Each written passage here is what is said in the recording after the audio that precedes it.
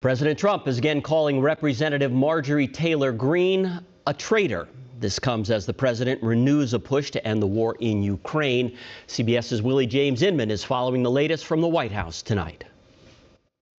A day after Republican Representative Marjorie Taylor Greene announced her plans to resign, President Trump took aim at the Georgia Congresswoman. I just disagreed with her philosophy. She started backing perhaps the worst Republican congressman in our history, this stupid person named Massey. And I said, go your own way. The president once again called Greene a traitor in a Saturday morning social media post. Greene says she will step down in January. I have too much self-respect and dignity. I love my family way too much, and I do not want my sweet district to have to endure a hurtful and hateful primary against me by the president that we all fought for. Greene had been a devoted Trump follower, but parted ways with the president in recent months as she pushed for the Justice Department to release the Jeffrey Epstein files. The Georgia Republican says she has faced threats after the president's sharp criticism last week. In a social media post on Saturday morning, Greene told her followers, "There are no leaders that will save this country, but you, the American people, can." Also on Saturday, President Trump said the U.S. proposed peace deal to end the Russia-Ukraine war is not a final offer. I would like to get the peace. It should have happened a long time ago. The Ukraine war with Russia should have never happened. If I were president, it never would have happened. We're trying to get it ended. One way or the other, we have to get it ended. The 28-point plan would require Ukraine to give up its eastern Donbas region and Crimea and forego NATO membership. U.S., Ukrainian, and European officials will meet in Switzerland to discuss the proposal. Willie James Inman, CBS News, Washington. And time is fast running out for the Ukrainian President Volodymyr Zelensky to take a call on the American-backed peace plan. President Donald Trump has set the 27th of November as the deadline for Ukraine to accept this proposal. Speaking at the Oval Office, Trump said that Zelensky will have to approve the peace plan. While the White House is defending the comment.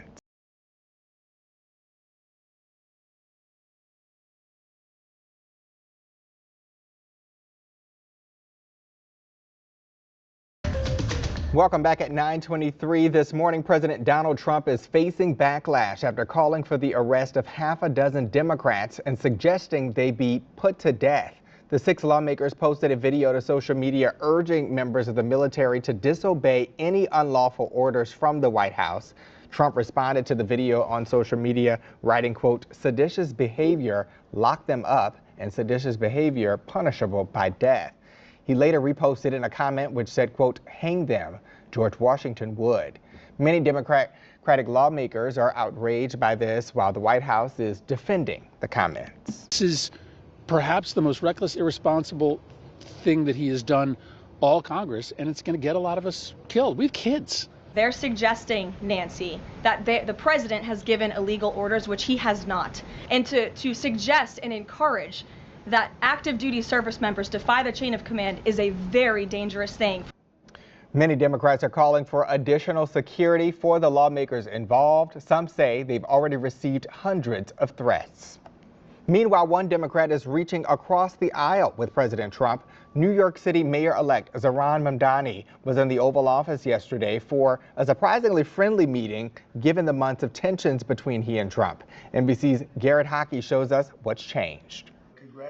Tonight, in a Hollywood-style twist, I tell you, the press has eaten this thing up. President Trump and incoming New York City Mayor Zohran Mamdani trading their past clashes for compliments.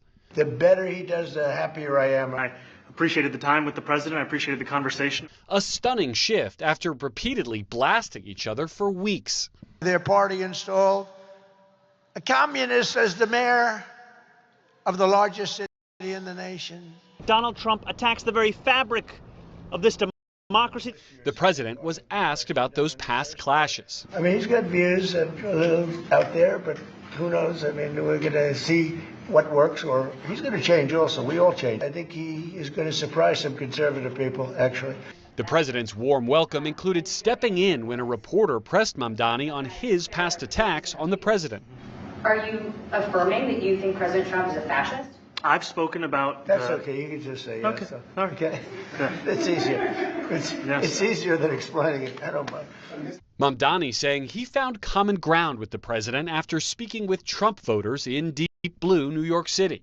There were more New Yorkers who voted for President Trump in the most recent presidential election because of that focus on cost of living, and I'm looking forward to working together to deliver on that affordability agenda. They have starkly different views. Mamdani, a Democratic socialist, has pledged rent freezes and government-run grocery stores and criticized law enforcement, including ICE. We've discussed this at great length, actually, maybe more than anything else. He wants to have a safe New York. If there are horrible people there, we want to get them out. I think he wants to get them out maybe more than I do. And the president was asked if he'd feel comfortable with Mayor Mamdani in his hometown. Yeah, I would. I really would, especially after the meeting. The question is, we bring it back all the way? And if he can, we'll be out there cheering. I'll be cheering for him. Okay? Thank you very much, everybody. Senior White House reporter Vaughn Hilliard, along with Sarah Matthews, former Deputy White House Secretary in the first Trump administration, that's Communications Secretary, and former Democratic Congressman Max Rose from New York. Vaughn, bring us the latest from the president and the White House on all of this. Any signs of backing off? Right. The president actually just a few moments ago on a radio outlet suggested that he was not in fact threatening death, but that these lawmakers should be in, quote, serious trouble. But I think that we really need to underscore here the fact that the president of the United States, the commander-in-chief, is openly suggesting that Democratic lawmakers would otherwise face death for their treasonous, seditious activities, according to him, is you could say stunning if it weren't for the fact that he said this just 2 years ago about the chairman of the Joint Chiefs of Staff, Mark Milley. And back in 2023, he had suggested that Mark Milley was a traitor, and that it's similar in the way that he framed this, that in another era he would have faced death. And I asked him about that in 2023, those remarks, and whether he actually meant death and why would he suggest that. And he completely sidestepped 3 different efforts by myself to get him to explicitly say, no, I know that that is extreme language. And what you are seeing is the president actively reposting on social media the suggestion that these lawmakers could even face hangings. And I think that this is important, not just from the fact that it's the top executive of the United States, but even more so, the fact is, you know, having traveled the country, especially over the last 2 years, I heard repeatedly from Americans on the ground who believed that Democratic government officials deserved to be killed and deserved the death penalty for their actions. And so I know from history that the president's words have great meaning to a great many Americans who take his words very seriously. Whether he takes his own words seriously or not is besides, I think, the point. Words matter. And Congressman, these Congress members in that video were clear. They were saying, do not follow illegal orders. As a military member, you take an oath, right? What is that oath, and how does the message we heard from those Democrats line up? Look, you don't take an oath to a president. You don't take an oath to anything but the Constitution. So what's fascinating about this video is that it wasn't really a statement of opinion. It was a reiteration of a pledge that all service members understand that they take. Now, the president had an opportunity in response to this video to say, everything I'm doing is legal. That would have made a lot of sense, right? Rather than turning to heinous statements of... It's a tragedy we dealt with just a few weeks ago in our own backyard. Now the community of Vero Beach is mourning one of its own. CBS News Miami's Ted Scouten is live at the scene with what led to this fatal shooting. Ted? Yeah, Jim and Lauren, at this point, we're just waiting for that deputy's body to be taken from the scene. You can look behind me here and see there's a lot of law enforcement officers out here right now. What the plan is, she will be taken from the scene through the neighborhood up to the front here, and then they will escort her body to the medical examiner's office. That is in Fort Pierce. And you know, for this department, this is something that they don't deal with very often. This is just the second time in the last 100 years that a law officer was killed in the line of duty. A huge scene in an upscale gated community in Vero Beach. This is where Indian River Sheriff's Deputy Terry Mashkow was gunned down while serving an eviction notice on Michael Haberstam. his mother was evicting him from her home. An awful day. 6 days before Thanksgiving. Indian River Sheriff Eric Bowers said the moment the deputies entered the home, they came under fire. While they were in the entryway, having just made entry into the home, Mr. Halberstam retrieved a weapon. He began indiscriminately firing at our deputies on scene. Deputies returned fire. One deputy was hit in the shoulder, and a locksmith was also shot. Deputy Mashkow was mortally wounded. Deputy Terry Sweeting Mashkow, 47 years old, 25 years and 16 days of service with the Indian River County Sheriff's Office, made the ultimate sacrifice today and was killed in the line of duty inside of that residence. For people who live here, it's a tough day. It's terrible.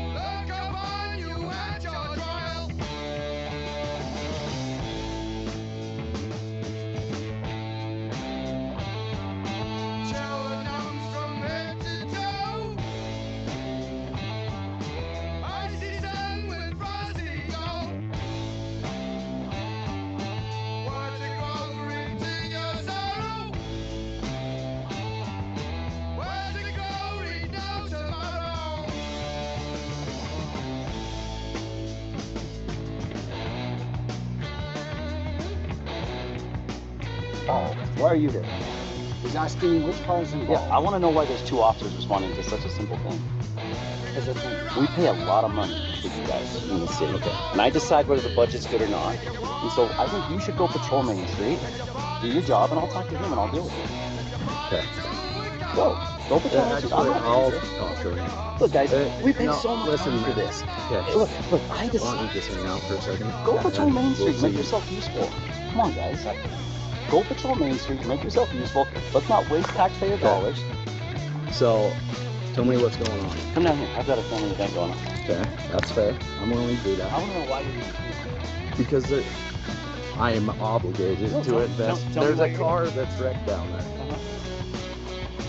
Yeah. And you have already talked to the guy and said that your son had run into his car. Yeah. And I gave him my insurance, and I gave him everything, and we already called and made an insurance report.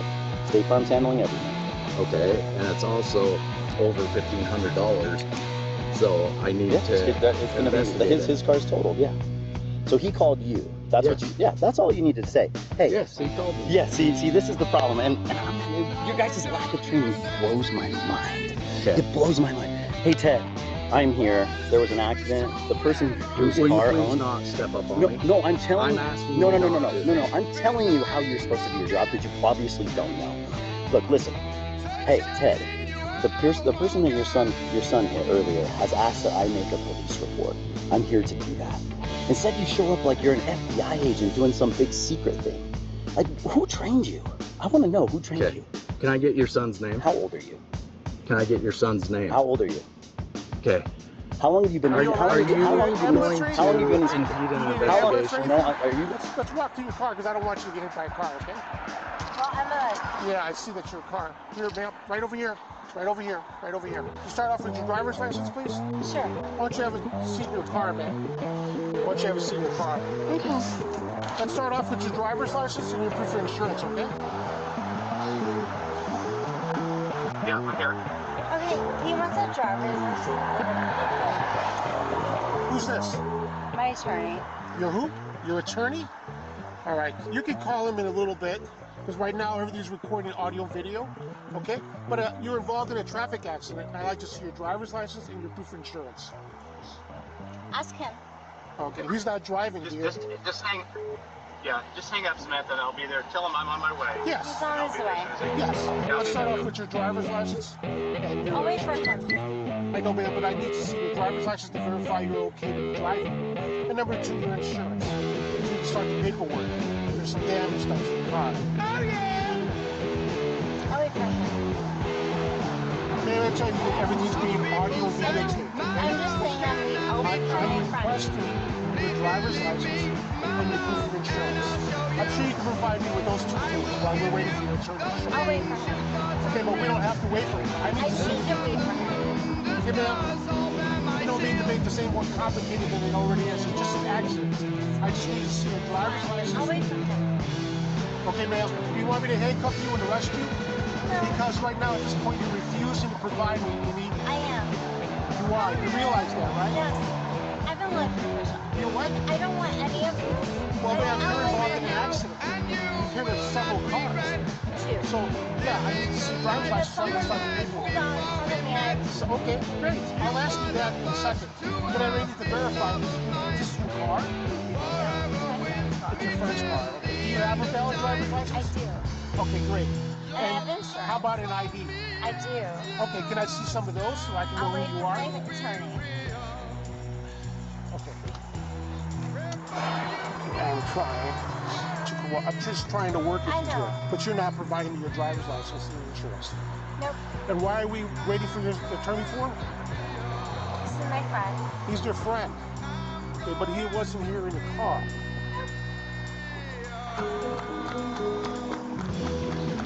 Is that him there? No. Okay, you want to give him a call? He's coming. Okay. You want to give him a call so I can talk to him? You want to talk to him? Yeah, please.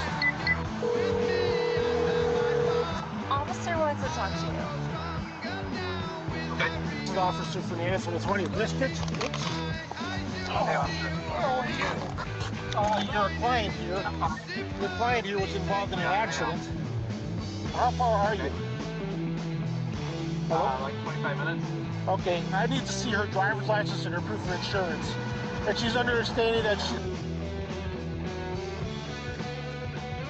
A federal grand jury indicted two North Texas men accused of plotting to invade a foreign island, kill the men, and take the women as sex slaves. Prosecutors say one of the men enlisted in the Air Force to get military training providing native Fox Force Blake Hansen in her desert retired of these stunning allegations, Blake. Yes, Heather, federal prosecutors say the suspects didn't plan to go it alone. In fact, the feds say they plan to recruit people who are homeless in Washington, D.C. to serve on their expeditionary force and take over a small Haitian island. The grand jury indictment handed up today charges 21-year-old Gavin Weisenberg from Allen and 20-year-old Tanner Thomas from Argyle with conspiracy to murder, maim, or kidnap in a foreign country, as well as a charge of production of child pornography. Record show Weisenberg was booked into the Collin County Jail in July. We've not been able to find a mugshot for Thomas. Prosecutors say he was in the U.S. Air Force at the time.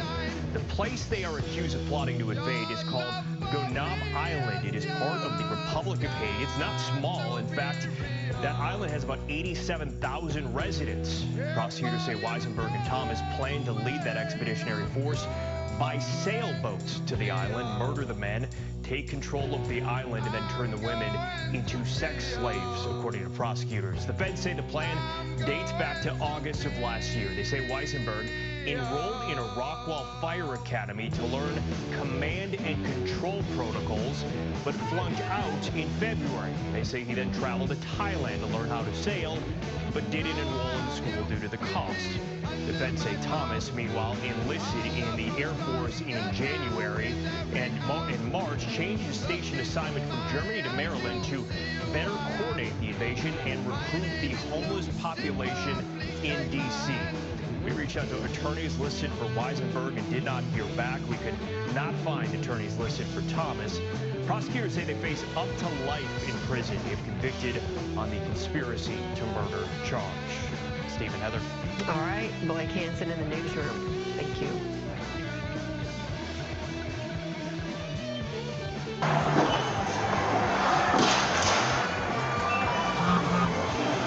The purple shirt. Is this your bag? Yeah. Yeah? Okay.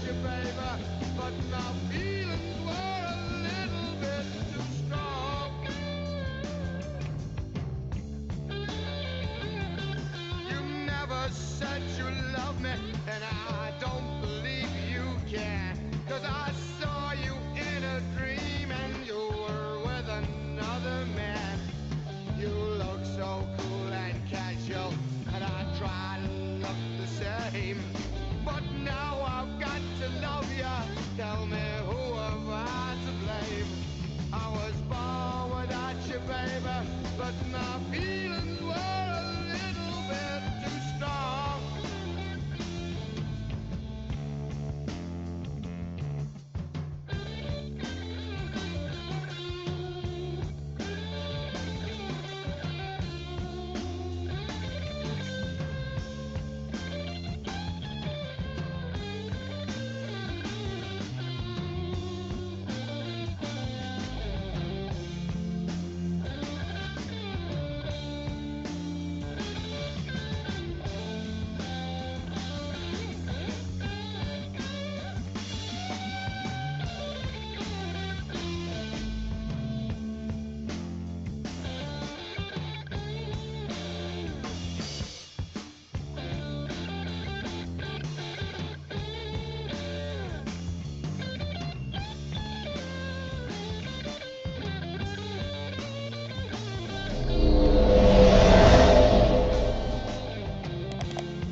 The infamous serial killer John Wayne Gacy was known as the Killer Clown in the late 1970s.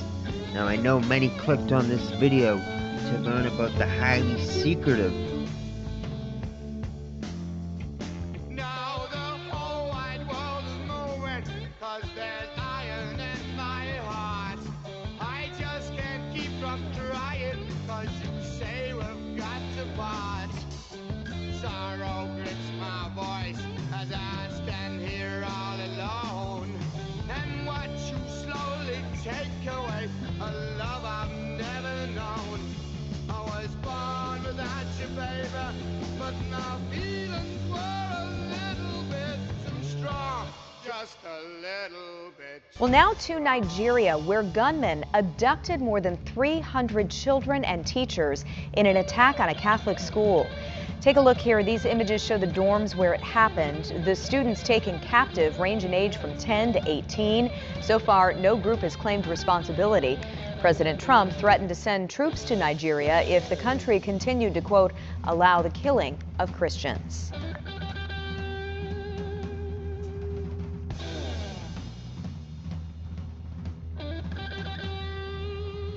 Hey, how you doing, brother?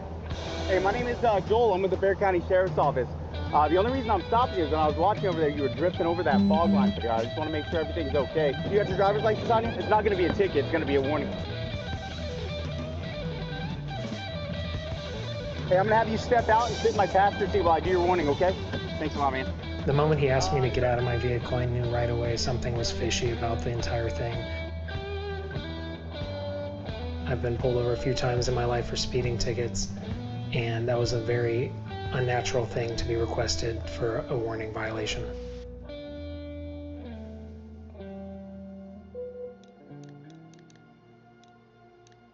Do you have anything in your vehicle that you're not supposed to have? Would you allow me to search the vehicle? Okay, so what I'll do is we have a canine pretty close, so I'm gonna have a canine come out. We'll walk around the vehicle.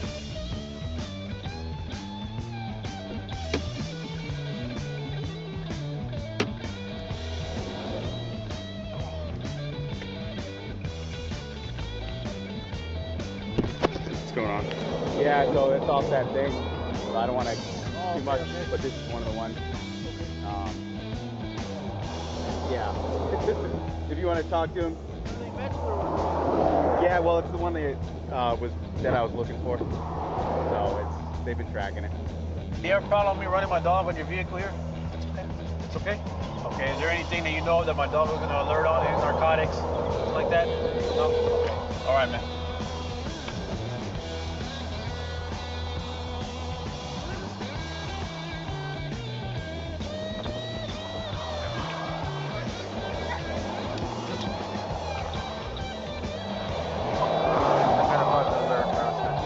I'm gonna have you sit in the back seat while I search. I'm not gonna put handcuffs on you or nothing right here, but you are detained because of the positive alert. If we don't find nothing in there, then you'll be good to go, man. You think you're just driving around, doing your job, doing things with your kids and family, and you find out the government is tracking your location and your whereabouts as you go about your normal life. And they're using this to suggest that a citizen might be doing something wrong. License plate readers are incredibly powerful surveillance. They are collecting mass amounts of information about who people are, where they go, what they do, and who they know. And then that information is now being weaponized by the federal government to identify, track, and arrest community members.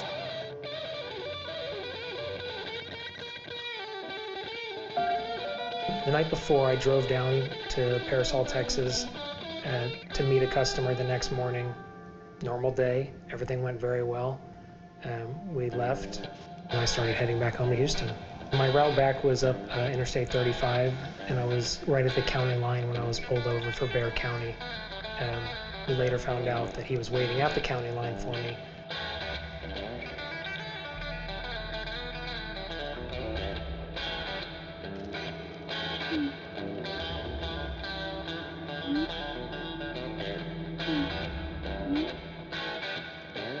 Before I got pulled over, I was aware of some of the license plate readers. I'd seen them on the side of the road. I never had any direct interaction with them. So this guy, they've been, yeah, I'll tell you later. A guy called me and said, "Where you at?" And I said, "I'm here." And he's like, "Yeah." So, but I told him, oh shit. That was awesome. Hey sir, the back seat, does it come forward on the left side, right? The same as the right? Is there anything up in your sunroof? If I bring it back, is it gonna drop anything? Okay. We're almost done, man. You're gonna be on your way here in a minute. We just gotta, with the positive alert, we have to do a full. I don't know what alert. Unfortunately, yeah. He said he get a hard hit on the driver's side. I don't know. As it progressed, I became more irritated that he was continuing to ask me questions when there was nothing that came back on my license. No warrants for my arrest. There was no evidence to suggest anything nefarious. Watching them struggle to get my kids' car seats out and just being very rough with your possessions and your child's possessions. And at the time, I had a 6-week-old baby, and this was the first trip out of town.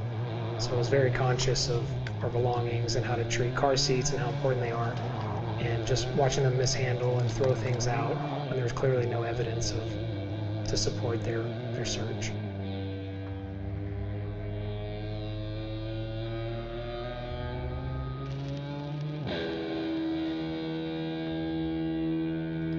The Bexar County Sheriff's Office declined to comment, citing pending litigation. He also reached out to the Border Patrol's parent agency, U.S. Customs and Border Protection, and they told us there are policies, laws, and constitutional protections in place to ensure that the license plate reader program operates responsibly and legally. They declined to provide details of its use, citing national security reasons. So, and again, this was it was one of those from the app, the Intel stops about in a one-day turnaround. And so what I did to cover my ass in that report, I believe I put, before I said I activated red and blue, I did put in there just in case that ever gets questioned, subsequent to prior knowledge. So, it had PC, but just in case they say, well, he was being targeted or anything, I didn't lie. I didn't not put something in there to show that it was an Intel thing. Because I knowing that it was one of those, I was very careful on that stop. Traveling inside the state of Texas is not illegal. It's not illegal to drive from one city to another and back the next day. Where our cars are is where we are. Where our cars are is where our family is. Where our cars are is what we're doing and who we're doing it with. These surveillance systems do not make communities safer. They make community members more threatened.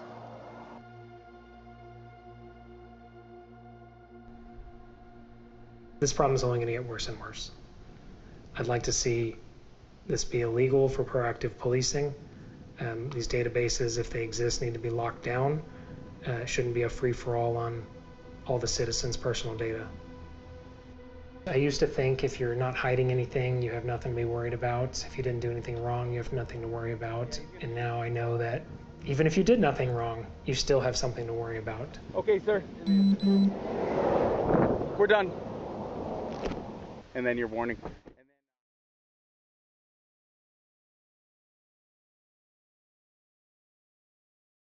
You rolling Reasonable pull driver 1, okay? Speeding, 2, stop sign back there, okay? Do you have a driver's license with you?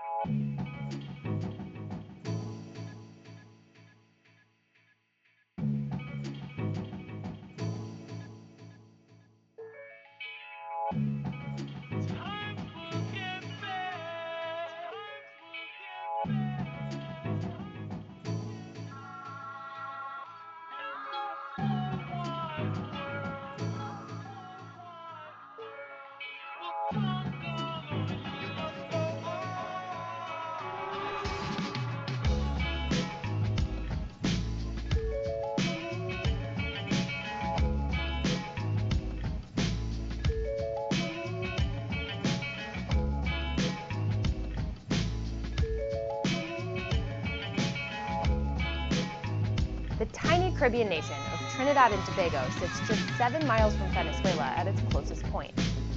And right here is the Dragon gas field, which Trinidad has sought to develop in collaboration with Venezuela to meet its energy needs. But now tensions are running high between the neighbors as President Trump ramps up the pressure on Venezuelan leader Nicolas Maduro. He has not been good to the United States. Over the past month, U.S. Marines have been training in Trinidad, leading many to wonder if the U.S. military could use Trinidad and Tobago as a staging ground for a wider conflict. So here's how this small island nation came to play a significant role in the U.S.'s Caribbean campaign and what its support for Washington could mean for the future. While other Caribbean nations have spoken out against the U.S. campaign in the region, Trinidad's Prime Minister has supported Washington's moves. A few weeks after the U.S. began carrying out strikes on alleged drug boats, Prime Minister Kamala Persad-Bissessar and Secretary of State Marco Rubio met to discuss regional security and counter-narcotics cooperation. According to a readout of the meeting, Rubio also expressed support for Trinidad's Dragon gas field and steps to ensure it will not provide significant benefit to the Maduro regime. That's the gas field that Trinidad shares with Venezuela, and most of the gas is on Venezuela's side. A few days after that meeting, the U.S. granted Trinidad an OFAC license, allowing it to engage with Venezuela on the gas deal without being affected by U.S. sanctions. And around that very same time, open-source researchers began posting about strategic U.S. aircraft near the country. They also posted satellite imagery revealing a U.S. Special Operations ship off Trinidad's coast. By late October, the buildup was even more public. Trinidad welcomed a U.S. warship at its port and launched joint defense drills with these elite U.S. forces from the 22nd Marine Expeditionary Unit. The moves have infuriated the Maduro regime. Esa señora está permitiendo que Trinidad y Tobago sea utilizado como un portaaviones contra Venezuela. Venezuelan officials have lashed out against Trinidad's prime minister, declaring her persona non grata and criticizing her for allowing the country to be used as a, quote, aircraft carrier against Venezuela. In November, the U.S. Marines returned for more training. Now, central to all of this is a status of forces agreement that the U.S. has with Trinidad and Tobago that was strengthened at the end of last year. It allows U.S. troops to operate in the country under certain rules. In the past, cooperation has typically focused on disaster response and humanitarian efforts. But this prime minister, who was elected on a law and order platform, has taken things to a new level. That's because in recent years, Trinidad and Tobago's murder rate has skyrocketed. Last year was the country's deadliest year on record, and the violence was closely related to gang activity. I can tell you one thing, we stopped all drugs virtually from coming in by sea. That helps explain why, even amid news reports of bodies washing ashore on Trinidad beaches and citizens being killed in U.S. airstrikes, the government has supported Trump's campaign, saying the operations are ultimately aimed at allowing the region to be a true zone of peace where all citizens can in reality live and work in a safe environment. The rising tensions have sparked fear in the country, where fishermen are scared to go out on the water and citizens fear retribution from their neighbors. Trinidad is already paying a price. In October, the Maduro regime suspended energy cooperation with the country. Suspendido todo. While Trinidad's government hasn't said whether it supports a possible U.S. effort to seek regime change in Venezuela, analysts say it's clear that the country's waters, airspace, and land can play a key role in whatever comes next.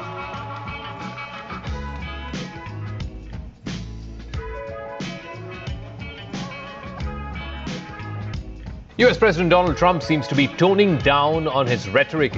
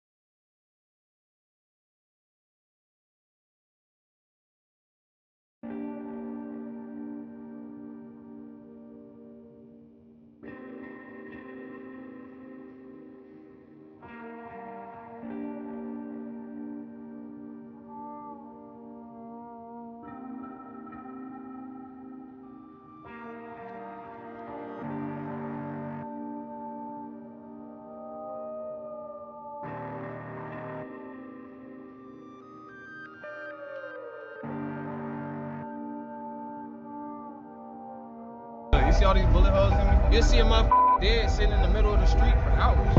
Guns is everywhere. See something? You feel me? Look, you might get your whip took. Nice. You wanna come to hell with me? This was a beautiful place. From one end all the way through West Oakland. And look at it now. 6 years ago, Oakland was on the rise. Property values were climbing, crime was coming down, and it was home to 3 major sports teams, including the championship-winning Warriors. The Golden State Warriors are the 2015 NBA champions. But 6 years later, all 3 teams are gone, its streets are covered with trash, businesses have fled, its disgraced mayor faces decades in jail, and it has the highest robbery rate in the country. So what happened to Oakland? We went there to find out, and what we saw was a progressive government experiment gone terribly wrong. This is the results of progressive policy. Across the bay from San Francisco, Oakland has a population of over 400,000. It was founded during the gold rush and became a hub for the auto industry in the early 1900s. By 1935, Oakland called itself the Detroit of the Pacific.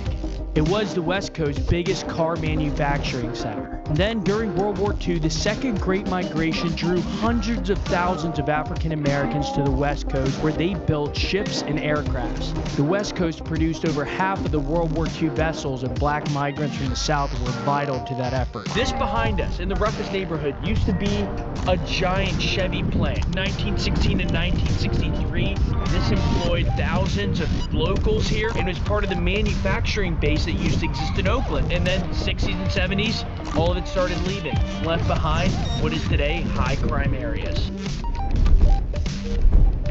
Today, Oakland is one of the most dangerous cities in America, claiming the highest robbery rate in the country. In 2023, 1 car was stolen for every 30 residents in Oakland. And last year, 1 of every 10 residents was a victim of a property crime. Say I want to get something off this car, right? Walk up to this motherfucker. It's hard to be here and not be a little sad if you like sports. Behind us is a cemetery. The Oakland A's, the Oakland Raiders, and Golden State Warriors all used to play right in here. Financial issues in the city. San Francisco, Las Vegas had better offers. You watch Moneyball, I mean, Golden State Warriors, all gone now. It's not just the sports teams that are leaving Oakland. Businesses are too. It took decades to convince companies to invest in East Oakland. Many people are angry that years of hard work vanished in a short amount of time as businesses leave the city. If you want to know what Oakland is like, in a stunning, stunning contrast with the extravagant wealth you see across the bay, visit East Oakland, the home of Marshawn Lynch and MC Hammer. If I would have ever believed that the city would look like it today, I would not believe it. This was a beautiful place. From one end all the way through West Oakland. The streets were clean and beautiful. And look at it now. Hella people, hella pictures, but hella knocks, hella speakers. Oh, it's hella dangerous and shit though, but hella speakers. Look around. Max. Ah, Maximilian. Yes, sir. Max, you wanna come to hell with me? Yeah. You say, hell no, bitch. We've been in East Oakland all day. We've been going around interviewing people. We're from New York. Y'all interviewing? Yeah, Let's do an interview right now. Yeah. So we in the 80s. Where that wood go? We in the deep East Oakland right now. And my only suggestion for y'all, don't leave nothing in your car. Sit for a couple hours, go to the store, go get some food. When you come back, you're gonna see glass everywhere. All your shit gonna be there. How does it work? It's just like... It's simple, right? Yeah. So look, I'm gonna give you a demonstration. Say I wanna get something off this car, right? Yeah. I'll come up to the car, set bit, aka rescue me, center punch, spark plug, however you wanna do it. Walk up to this motherfucker, right in the corner. Right in there. Shatter. You ain't even gotta open the door. How long, if you called the cops here, how long would it take for them to show up? Brother, look, you see all these bullet holes in me? I got bullet holes all in my body, bro. You gonna be sitting there. Sometimes, bro, you'll see a motherfucker dead sitting in the middle of the street for hours. And the most they'll do is cover him up. That body gonna be ice cold by the time they get to the morgue. So sometimes I done seen people getting shot at, beat up, stabbed, all type of shit. Hit by cars, hit by buses. They just lay there. People call police, you know what they say? We're too busy. Call back later. How are you alive? God? Yeah. So, he said it ain't my time yet. I got shot like in 2009. Yeah, I've been in the wheelchairs for like, what, 18 years now? Yeah, but I don't let it define me though. I keep pushing, I do music. I love it, dude. You got a great spirit, man. You know what I'm saying? I try to keep my same energy everywhere Absolutely. I go. Beautiful city. You gonna stay around long enough, you're gonna take emotion, get stuck in this motherfucker. It's easier to get that shit the right way than it is the hard way. I know niggas that be out here, that been out here their whole life, sit on the same blocks in front of the same stores every day. Maybe be lucky if they come home with $120. It's not that our city up, it's that our infrastructure up. It's that the city itself, the government is up. It's one of the richest cities in the nation, bro. But we don't got no funding for shit. Everybody talking about how dangerous it is. We don't got no police response time. So what the fuck? That's why that's why everybody's carrying. So we was talking about them little kids, this little 10, 9, 10, 13-year-old little kids and shit running around with 4.5s and Drakes. Because they know, if I'm walking down the street and y'all think I'm from over here and I ain't got nothing to do with that shit, you gonna flock at me, so I'm gonna flock first. I'm a rapper, I'm an artist too. You're an artist? I do music. Oh, damn. Yeah, I'm really be popping. My name Cash Out 18K. What is it? Cash Out 18K. My cousin rap, my brother rap right here. So I do music and that's something I love to do. So I got a story to tell, so I want to tell my story. Whenever y'all out here, One thing that's interesting about the rough parts of Oakland that you may not fully get from the video is that the houses aren't that bad. Like, the crime rate's terrible. It's one of the top 20 in homicide rates, #1 in robbery. Compared to other hoods we've been to, it's really not awful. The median income and household income in Oakland is much higher than the national average. Now, some of it's gentrified, but even these parts, it's not like poor, or so we thought. This is the results of progressive policies. Please make sure to subscribe to this channel. We try to capture the world without bias or fear.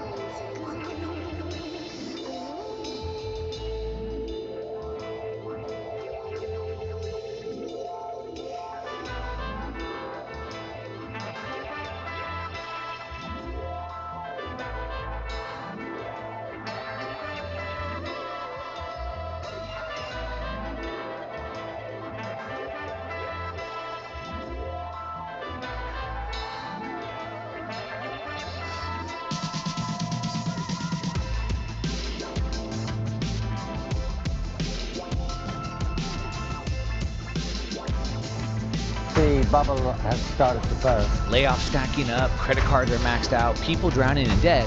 Economists are screaming this is going to be worse than 2008. So I think gold continues to outperform Bitcoin. This is the beginning of something which could have serious economic consequences. Cue the fire! Hey, how you guys doing today? I am not Peter Schiff. Just allows me to use his studio. Thank you for that, Peter. Actually, he is having like the day. Or maybe it's been a year just basking in the light of the sun while one side goes down, Rich Dad, Poor Dad author sells Bitcoin for a loss. Like how that pendulum swings. 1 minute it's over here, the next minute it is over there. And I think when Robert Kiyosaki has to look at his portfolio, I think it takes 2 hands and it's probably really painful. So if you only listen to this video, you're missing out on so much. I'm just saying. Guys who listen to my show like a podcast, you are missing out on some very good visuals. But I have a serious question for you. Would you say this bubble is currently popping? Yes or no? Number 2, does your portfolio sound something like this? Maybe a little bit. Sorry about the dog. He's looking at me saying, "You doing that again?" Mom's standing right there. No, I am not farting. That's just the air being let out of this thing that we're in called a bubble. Because breaking news, I believe we are. I know. Crazy, right? Also, here's another thing that's even crazier. Most everyone, it's probably about 85%, are all underwater. No one is doing okay. No, but Rob, I just looked at my portfolio and it's up today. Or it's up this year. I'm up 15%. Okay, all right. Jeff, can we just, did you factor in inflation? Just checking, number 1. Number 2, in regards to what? Are you comparing it, sorry, hit big black mic here. Are you comparing it to Bitcoin? Are you comparing it to the yen? Are you comparing it to the dollar? Or are you comparing it to gold? If you are currently comparing it to gold, you're not keeping up. And I'm also talking about the broader market. If you are in the S&P 500, which is 40% this, you're not keeping up. You're going down. Now, if for some reason you aren't just invested in this, you're really down. This is your Tesla, Meta, Amazon, Alphabet, Apple, Microsoft, Nvidia. Could those possibly be popping? Definitely letting air out. Then the question is, well, where do we run? That's the second question. The first one, is it popping? 2, where do we go now? I mean, Kiyosaki's clearly clicking the sell button. It's in regards to the S&P 500 compared to gold. See, gold, you are, oh, hey, look, you're down here. Ever since, well, it's been, from there, that was 2021, 22, you ain't keeping up. That is why I see a plethora of stories like this. This is every day. Americans, happiness is at a record low. Just pause for a second. It's at a record low when everything's great. You got your president, the stock market is at an all-time high, you lost 10 pounds this year, and your wife hasn't even filed for divorce yet. Or are we just using our money in the wrong way? Well, that's, so is that what's going on? Because rumor has it you guys are sitting on just bags of cash. I mean, did you guys see M2? What are you doing wrong? I mean, look at that M2. Clearly, there is enough money going around. Are you being irresponsible? Actually, I'll tell you what's happening. Why Americans, the happiness is at a record low, even though everything's great. You're not using your money in the wrong way. You're just not calculating it properly. Even if your portfolio is up, again, compared to gold, your portfolio is down. Sprinkle in a little inflation, you're down. You're not just down, you're also currently anxious. But Donald Trump says everything's great. I mean, look at this, Washington Post. Anxious shoppers keep scaling back and hunting for deals. Why? You guys are loaded, sitting on buckets of cash. It's like Weimar Germany. See, if you were to measure things the right way, like survival and gold or purchasing power or wages. Look at real wages have declined since 2020. Look at this. That's a negative. And this little M2 isn't helping anything. So you can accumulate and sit on as much as that as you want. You're not keeping up. And here's a little trivia question for you in regards to, because I know I know the numbers, on all brokerage accounts. A brokerage would be like Robinhood, TradeStation, companies that you say, here's my money, let me try to trade it. In those brokerage accounts, 75% of everyone's trades are actually winning trades. They're profitable. So that means 3 out of 4 trades, they're all in the green. Yet 85% of all brokerage, all accounts are underwater. So they started out with 10,000. They're now less than 10,000, 85%.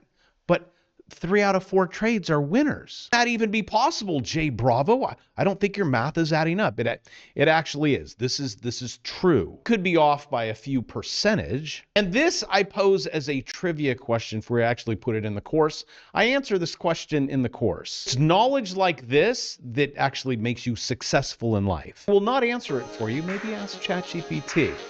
And the Wall Street Journal is saying this is what everyone is like. The middle class is buckling under almost 5 years of persistent inflation. Although it looks like you guys are really making money, though. I mean, everyone has a job. It's what, maybe 4% of you don't? This article says, workers growing tired of economy in which everything seems to get more expensive. Yes, that is the truth. And then so people then go, okay, well, this crypto thing, I guess Ethereum, right? Is a smart contract. All right, I'll just F it, throw my money in there. That's where they get the logo from. Or they throw their cash into Bitcoin. Okay, so this will solve it at 120. What'd you guys get up to? 125? It's 126 and some change. Now you're at 84. Huh. It all just doesn't seem to be working out for you. But again, it's like, well, where do I run? We'll get to that in a second. Actually, people are running to Bitcoin right now. BlackRock buying BTC, Dalio's buying it, Strategy, he always buys it. Wait until he gets margin called. Binance, BitMEX. It looks like everyone's learning how to swing trade. So also, if you're like, you can't prove, yeah, I can see.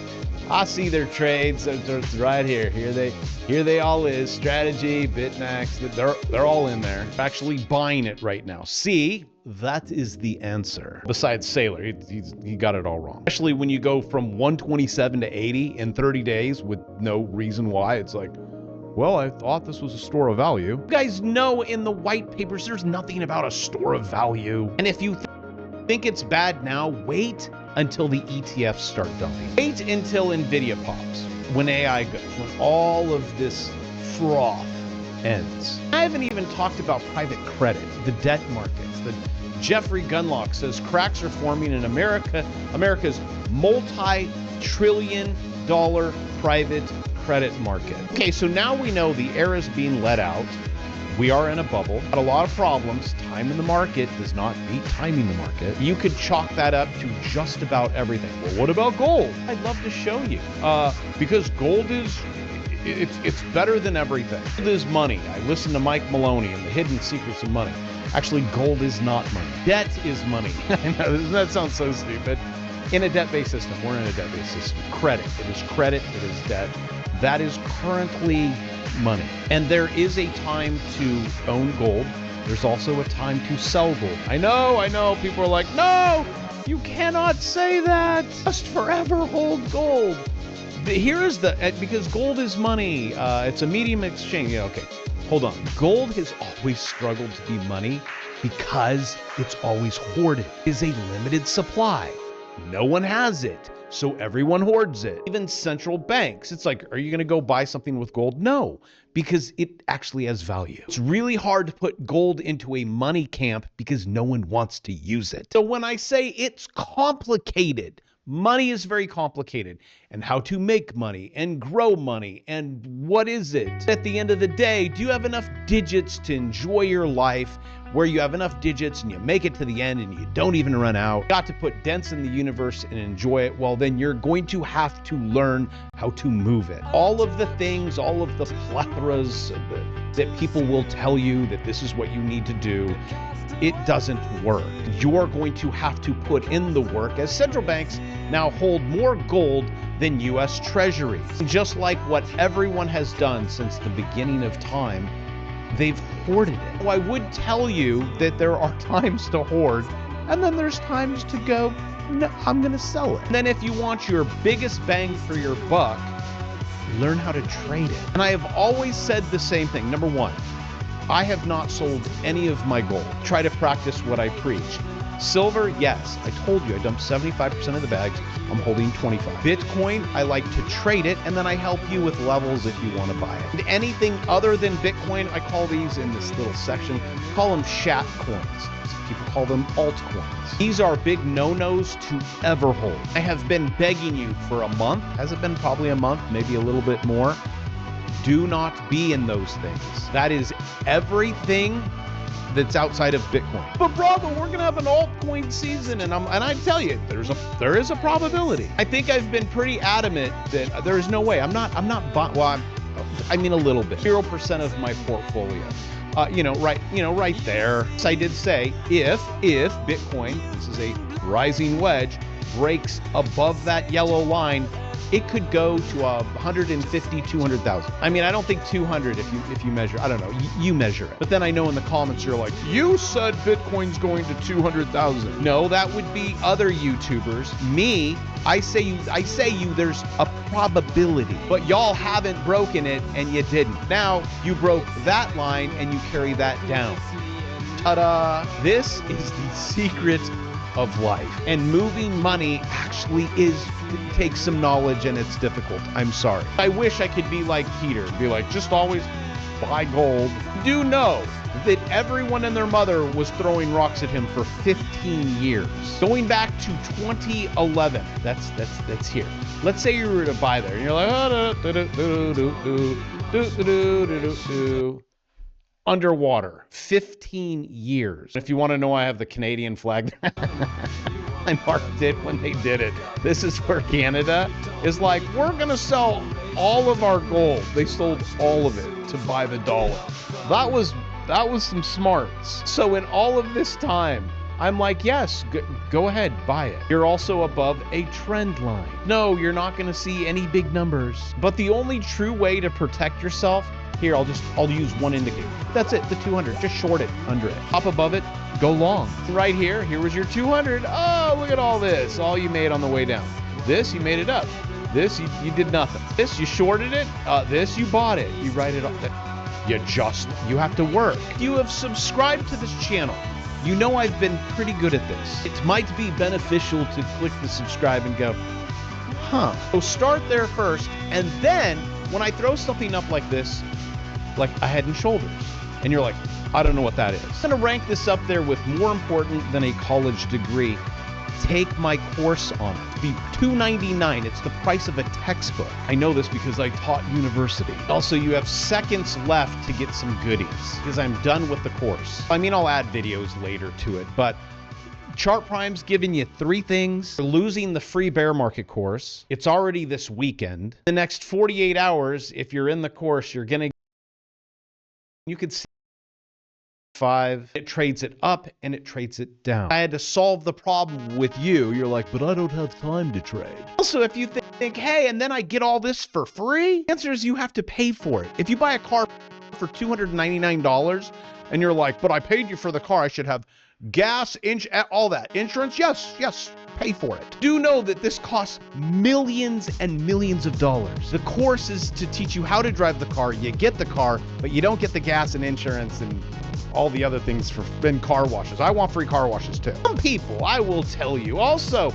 your mag, this Head and Shoulders, which you learn about in the course, you're probably, now you may just break this neckline and just head lower. You're probably going to put in another shoulder and then head lower. But let's just say 2026, the beginning, should be pretty sparky. That's the mags. You also have, it's the 7, then you have the S&P 500.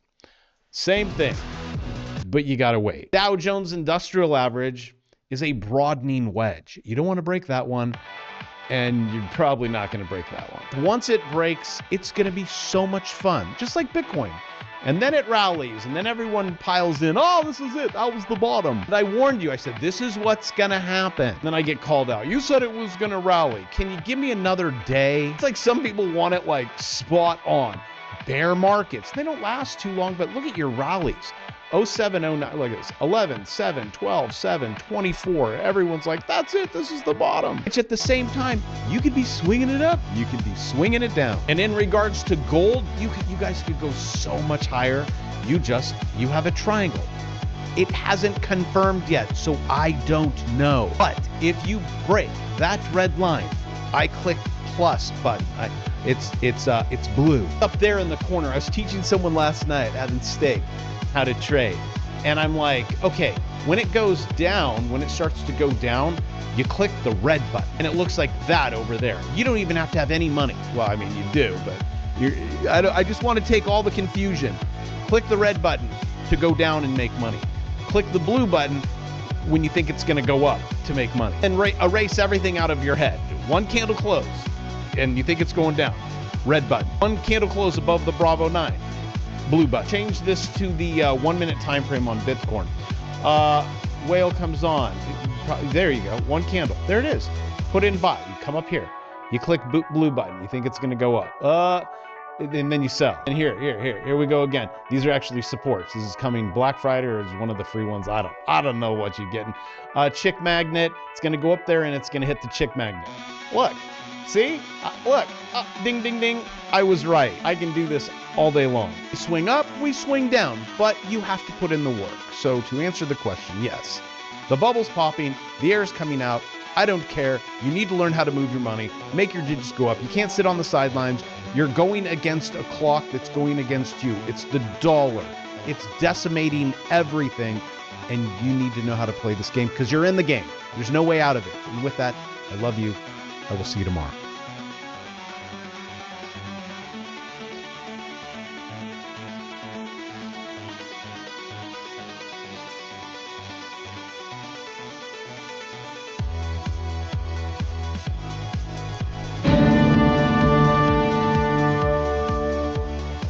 James Kaufman, World News Report today. Candace Owens alleges French President Macron is plotting her assassination. Conservative commentator Candace Owens has made a startling claim on social media, accusing French President Emmanuel Macron and his wife Brigitte Macron of orchestrating a plot to assassinate her. Owens currently has the #1 podcast in the world. In a post on X on Friday evening, Owens stated that she was contacted by a high-ranking French government official who provided what she described as credible information about the alleged scheme. The post on X, which has garnered significant attention with over 66,000 likes and millions of views within hours, calls for widespread sharing and urges U.S. authorities to investigate. Owens further alleged that the informant provided proof of their position within the French government. Additionally, Owens claimed that she is unsure who in the American government can be trusted, as her source claims some of our own leaders are aware of this assassination plot. She did not elaborate on who those leaders are. As of Saturday morning, there has been no public response from the French government, the Macrons, or U.S. authorities regarding these allegations. Let's take a look at what she posted on X. Alright, ladies and gentlemen, this was just posted today, the 22nd, at 12:28 a.m.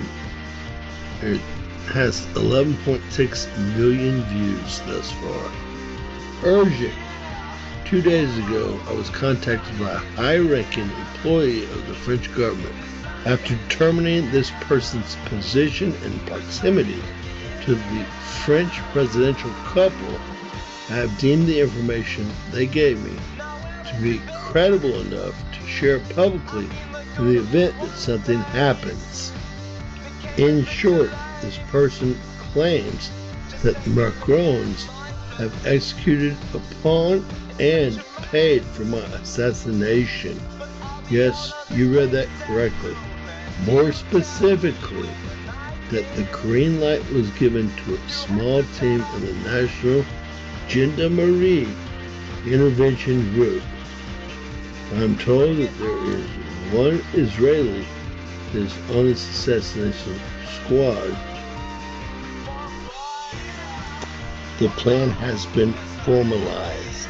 Again, this person provided concrete proof that they were well placed within the French government apparatus. Further to this point, this person claims that Charlie Kirk's assassin trained with the French Legion 13th Brigade with multi-state involvement. Journalist Xavier Poussard's life is also at risk. This is deadly serious. The head of the state of France apparently wants us both dead and has authorized professional units to carry this out.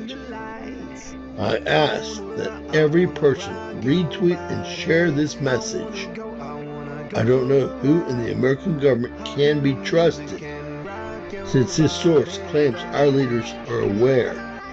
I'm sure they are, but I have more specific information, which is definitely verifiable, should they care to reach out to me. To the brave official in France who did this because they were so moved by the evil of Charlie's public execution to the risk of their own life, may God bless you truly. Let it all be revealed. Again, folks, posted early this morning. I have no additional information. I'm sure she will keep us informed. I don't know if she has a show today or not, i.e. Saturday. I will check for any tweet updates before we go. With that said, I am a big fan of Candace Owens and wish her only the best and safest future. I literally hate Macaron and Bridget and think they're total slime balls, and want y'all. Okay, that was President Trump speaking earlier today. President speaking on a range of issues. Ultimately, one thing that we're going to be tracking in the week ahead, though, is the U.S. and Venezuela. In fact, we are getting some breaking news in from Reuters that the United States is poised to launch a new phase relating to its operation in Venezuela. Reuters wrote a scoop. They say that they're poised to start this sometime shortly here. This story just coming out. I'm going to read a little bit of what Reuters is reporting on at this hour. They say that the United States is poised to launch a new phase of operations against, and I should really clarify, this is a new phase of Venezuela-related operations. That's as specific as we're being here. The Trump administration, of course, has been escalating pressure on President Nicolas Maduro's government in recent months. Reuters says they were not able to establish the exact timing or scope of the new operations, nor whether U.S. President Trump has made a final decision to act. Reports of looming action have proliferated in recent weeks as the U.S. military has deployed forces to the Caribbean amid worsening relations with Venezuela. Reuters says two of the U.S. officials that they spoke to said that covert operations would likely be the first part of the new action against Maduro. All four officials that Reuters spoke to quoted in an article that Reuters just put out. They all spoke on the condition of anonymity because of the sensitivity of the impending action by the United States. The senior administration official that spoke with Reuters did not rule anything out regarding Venezuela. We are hearing that the president is prepared to use every element of American power to stop drugs from flooding into our country and to bring those responsible to justice. Again, Reuters reporting all of this, saying that the Trump administration has been weighing Venezuela-related options to combat what it has portrayed as Nicolas Maduro's role in supplying illegal drugs that have killed Americans. Maduro has denied having any links to the illegal drug trade. Two U.S. officials told Reuters that the options under consideration actually include attempting to overthrow Maduro. This is something that we've spoken about with national security analyst Al Kemper so many times in recent weeks. It's unclear, and again, we need to underscore, it is unclear whether or not any action or attempt to overthrow Maduro is imminent. We just simply do not know at this hour. One thing we do know is that a military buildup in the Caribbean has been underway for months. Trump has authorized covert CIA operations in Venezuela. The largest aircraft carrier in the world has also been moved into the U.S. South Tom area. Of course, the Caribbean is going to be worth watching closely in the coming weeks. Also hearing from Idris Ali saying two of the U.S. officials told us that covert operations would likely be the first part. Again, that to me indicates that this could be a multi-part event. Time will tell exactly how this plays out. But again, Reuters saying, two U.S. officials are saying that covert operations likely the first part of new actions against Maduro and his narco state. A live look at the White House on this Saturday afternoon, just past 5 p.m. in the nation's capital. We will, of course, keep you posted on any major developments that arise between the U.S. and Venezuela relations. We'll also let you know if any more drug boat strikes get carried out as well. I believe the last we saw was the 21st such strike in recent months. We'll let you know of anything that we hear coming down the pipeline this weekend.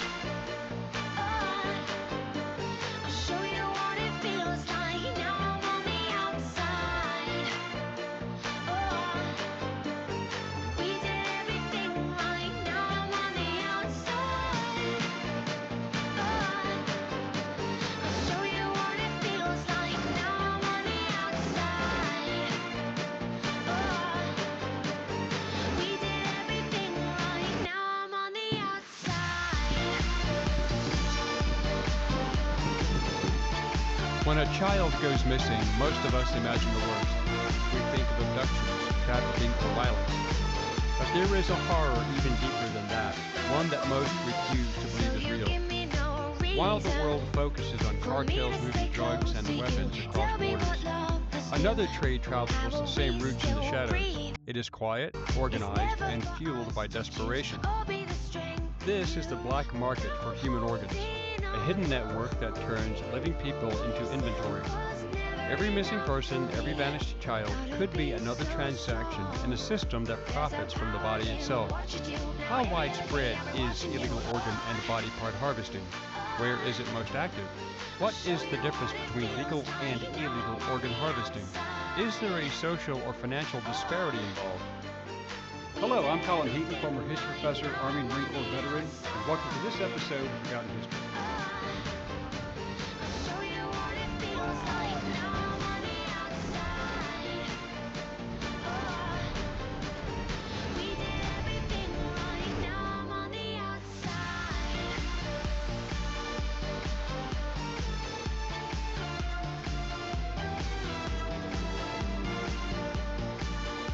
The international black market in human body parts is one of the most unknown and yet lucrative business models. In the illegal trade, the victims are not alive to testify that they gave consent. Most victims are never found, and those who do willingly sell an organ, whether legal or not, most often do not testify in court against their purchasers. Current research indicates the trade makes conservatively about $1.2 billion per year, involving many countries, but that amount may be even higher than reported. This is due to transplant tourism, which is the purchase of a transplant organ abroad that includes access to an organ while bypassing laws, rules, or processes of any and all countries involved.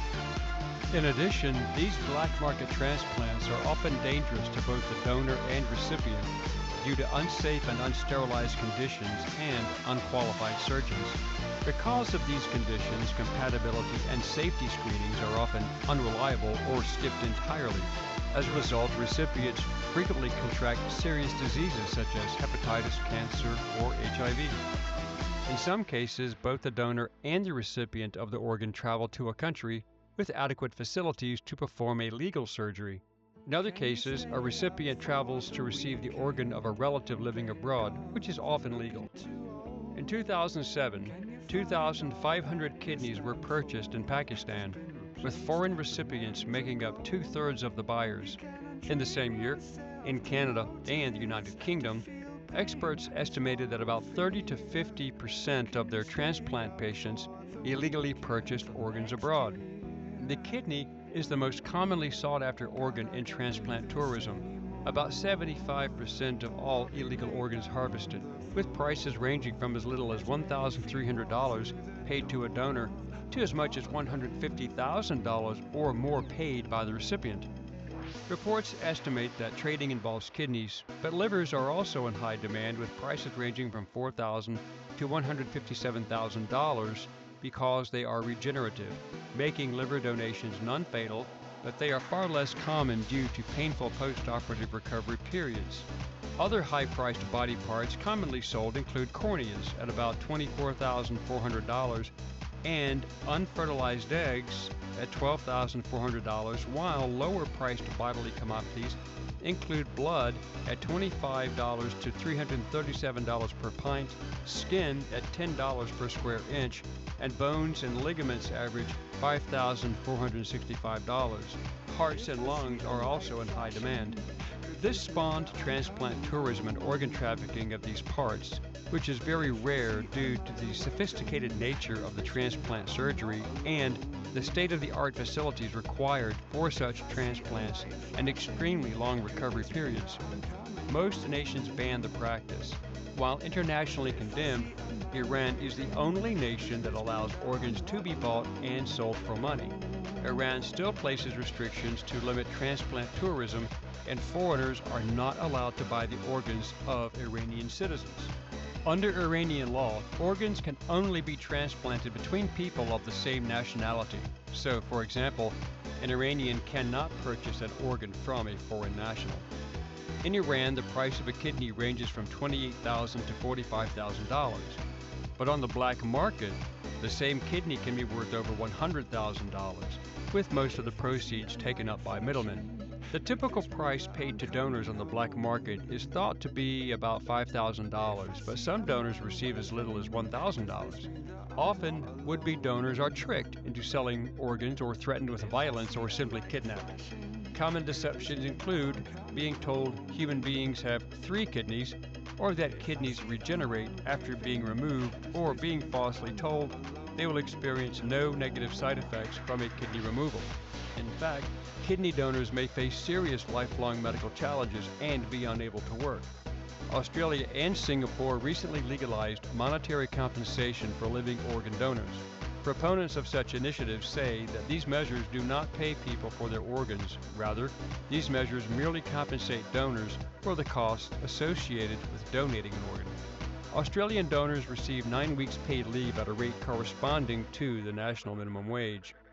Kidney disease advocacy organizations in both countries have expressed their support for this new initiative. However, due to the long waiting periods regarding donor organs and the medical tests to ensure compatibility, many wealthy people who may not be at the front of the lines for a transplant often use their wealth to jump ahead of the line. This is where the black market truly profits, but the demand for organs far exceeds what legitimate transplant systems can provide, and that's where the black market steps in. People being kidnapped and killed for organs is not unusual, and one case stands out. The arrest of Martha Alicia Mendez Aguilar on September 2, 2025, exposed the Jalisco New Generation Cartel's role in the black market. Aguilar allegedly lured poor pregnant women to remote locations where she would perform illegal C-section operations, often killing the women and harvesting their organs while trying to obtain the required infants for the black market adoption and organ transplant businesses. Joe Kent, director of the DNI's National Counterterrorism Center, said that Martha Alicia Mendez Aguilar, aka La Diabla, is one example of what terrorist cartels will do to diversify their revenue streams and finance operations. Mendez Aguilar remains in Mexican custody pending trial. But so far, the activities attributed to La Diabla are outside U.S. territory. But we still have hundreds of thousands of missing persons that entered the U.S. illegally who have not been found, especially children. Please see our video on that subject. So, this is a borderline case. Cartel involvement in infant and organ crime with U.S. demand, but not a domestic U.S. cartel trafficking persons within the U.S. for organ harvesting. The Department of Justice has recently expanded efforts against human smuggling and trafficking rings that cooperate with cartels or operate across U.S.-Mexico borders. 4 individuals were charged in the U.S. in 2025 for conspiring to smuggle children from Mexico for nefarious purposes. These prosecutions involve smuggling, exploitation, and trafficking of vulnerable persons, including children, but none of the public indictments mention organ removal or transplant harvesting due to lack of evidence. These professional organ thieves span many countries. A 35-year-old Ukrainian woman known only as Ksenia P. was caught by Polish border guards under an Interpol red notice posted in 2020, issued from Kazakhstan as part of an organized criminal group trading in human organs and selling 56 kidneys. She was wanted in Kazakhstan, Armenia, Azerbaijan, Ukraine, Kyrgyzstan, Tajikistan, Uzbekistan, and Thailand for illegally harvesting organs from 2017 to 2019. She was convicted and sentenced to 12 years in prison, but she still faces extradition to the other nations mentioned after her sentence is complete. In the United States, it is not quite as bad, but still a problem. Although American federal law prohibits the sale of organs, it does permit state governments to compensate donors for travel, medical, and other incidental expenses associated with their donation. In 2004, the state of Wisconsin took advantage of this law to provide tax deductions to living donors to defray the cost of donation. A man named Levi Itzhak Rosenbaum of Brooklyn, New York, who called himself a matchmaker, was arrested by the FBI in a sting operation after a 10-year investigation. He brokered the sale of black market kidneys, buying organs from vulnerable people in Israel for $10,000 and selling them to desperate patients in the U.S. for as much as $160,000. Rosenbaum often used intimidation. At a 2008 meeting with the undercover agent, Rosenbaum claimed he had an associate who worked for an insurance company who could take the recipient's blood samples and send them to Israel, where they would be evaluated for a match. No questions were asked as to how the organs were obtained. A lawsuit filed by 8 families against the Alabama Department of Corrections, colluding with the University of Alabama at Birmingham to harvest organs from deceased inmates without obtaining consent from their next of kin in a disturbing and systemic disregard for human rights. The U.S. Department of Health and Human Services is investigating organ donation practices after a Kentucky organization allegedly began harvesting organs from people who may not have been dead at all. In one case, a man, T.J. Hoover, was declared brain dead after suffering an overdose in October 2021. Although he was not an organ donor, doctors attempted to harvest his organs while he was still showing signs of life. Approximately 45 minutes into the procedure after TJ was taken to the operating room, a doctor informed the family and they had stopped the procedure. Basically, it was euthanasia for organs. It would have been murder. A House subcommittee held a hearing on organ donation safety lapses, some concerning Kentucky-based nonprofit Network for Hope, which merged with Kentucky organ donor affiliates. Some universities fell under investigation for harvesting. For example, 6 people, including the manager of the anatomical gift program at Harvard Medical School, are facing federal charges after allegedly conspiring to harvest and resell human organs from cadavers donated for medical research. Cedric Lodge, 55, of Goffstown, New Hampshire, allegedly removed human organs from the morgue he oversaw, bringing them to his home. He and his wife Denise then sold them for profit, according to the U.S. Department of Justice, which announced the indictments. A co-defendant, Joshua Taylor, pled guilty in May 2025 to interstate transport of stolen human remains. Sentencing is pending and the case is still active. Matthew Limpy, 52, of East Bethel, Minnesota, was indicted for his role in the multi-state organ trafficking ring.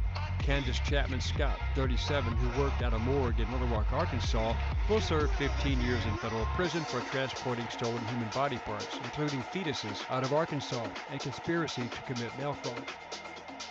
But what about those people who receive organs ahead of others due to their status?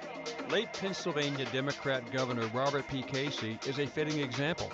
The governor somehow jumped ahead of thousands of much younger and healthier patients awaiting transplants for organs. On June 14, 1993, the 61-year-old Democrat somehow received a heart and liver from a 34-year-old deceased donor only one day after being placed on the recipient list on June 13, while most patients spend months or even years waiting for an organ. The transplant occurred at the University of Pittsburgh Medical Center in a 13-hour operation. The odds of someone being placed on the list, then matched to a donor being available in just 24 hours are less than hitting a hole-in-one in golf over 1,000 times in a row. Casey continued to suffer long-term effects of his disease and died of a viral infection on May 30, 2000, at age 68, in Mercy Hospital in Scranton. The University of Pennsylvania Medical Center also got into trouble for violating ethics regarding organ harvesting and stopped performing liver and kidney transplants at the Milton C. Hershey Medical Center over federal concerns about ethical processes and institutional culture. Penn State helped discontinue its troubled liver and kidney transplant programs amid federal scrutiny. In St. Louis, Missouri, 22-year-old Larry Black Jr. arrived at a St. Louis hospital after getting shot in the head. A week later, he was taken to surgery to have his organs removed for donation, even though his heart was still beating and his family had doubts. Larry Black Jr. was only moments away from having his organs harvested when neurosurgeon Dr. Zoni Zani ran into the room and ordered them to stop. That Black was his patient and he had not authorized the procedures. The transplant team refused to listen, saying they had the family's permission to harvest the organs. This was true, but the family was not informed that he was still alive. He had not been certified as brain dead. Today, Black, almost 30 years old, said he is haunted by what he remembers from those days while he was lying in a medically induced coma, and he heard everything that happened.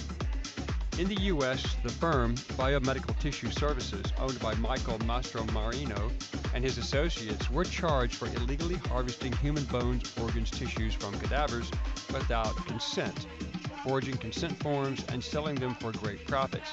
The business was shut down by the FDA in 2005. Organ transplants save a growing number of lives in the U.S. every year, with more than 48,000 transplants performed in 2024, according to the Organ Procurement and Transplantation Network. But thousands die awaiting donations that never come, unlike wealthy politicians and celebrities who pay to go to the front of the list. But the greatest violator of laws and human rights is China, and see our video on the Uyghur slave labor force in China. Chinese hospitals have worked with police to harvest organs from prisoners against their will. They are examined for organ compatibility, and once deemed suitable, their healthy organs are surgically removed to supply the country's booming transplant industry. Beginning in the 1990s, China saw a dramatic rise in organ transplants.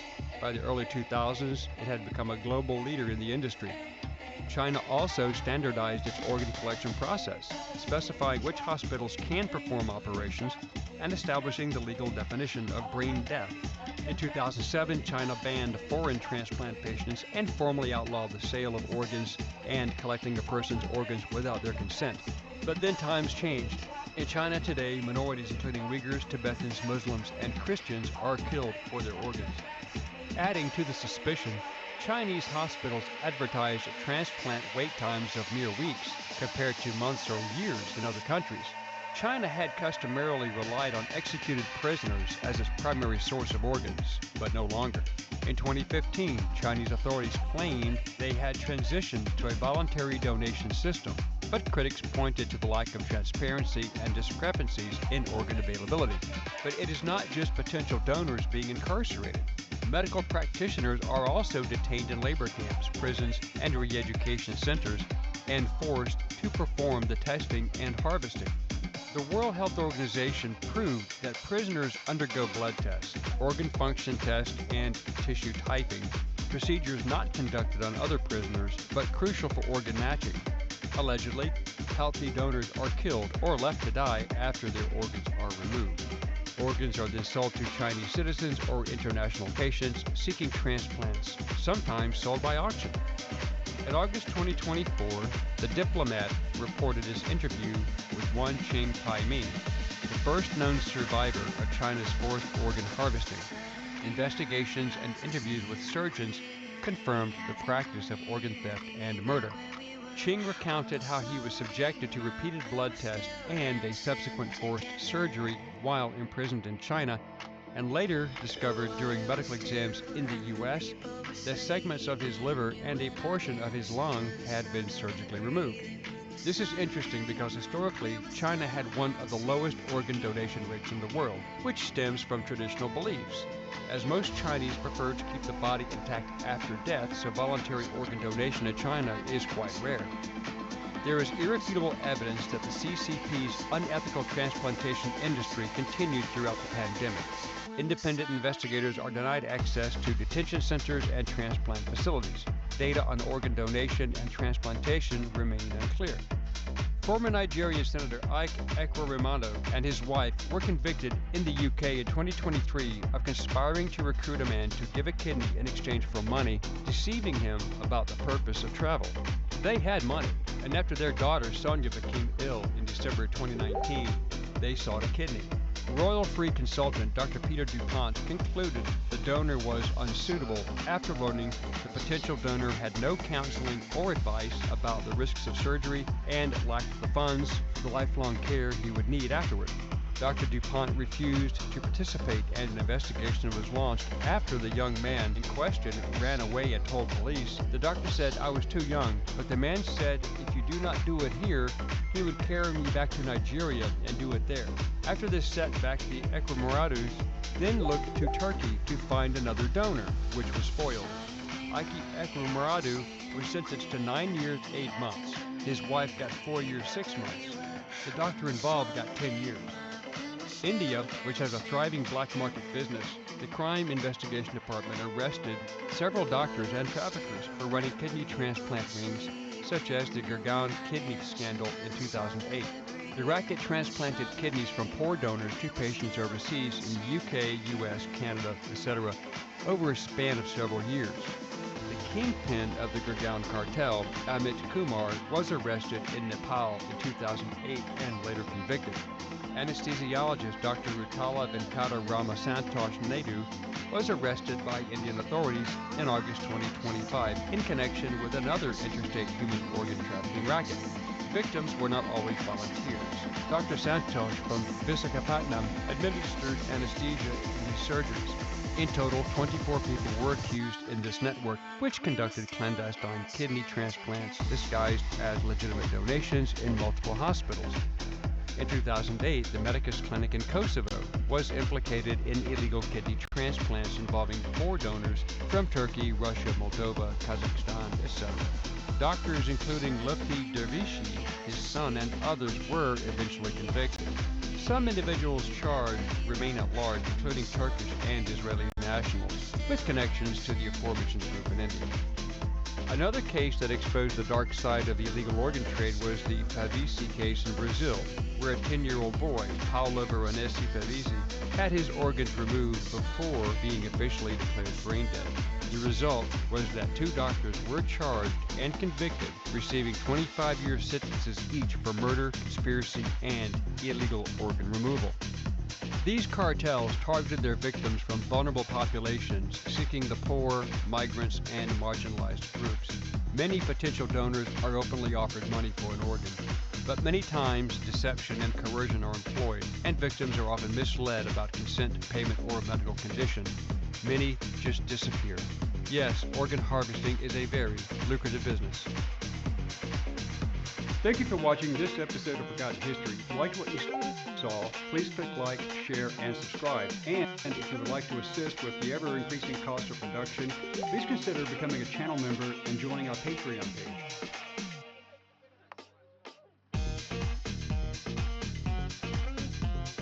Please check out our merchandise.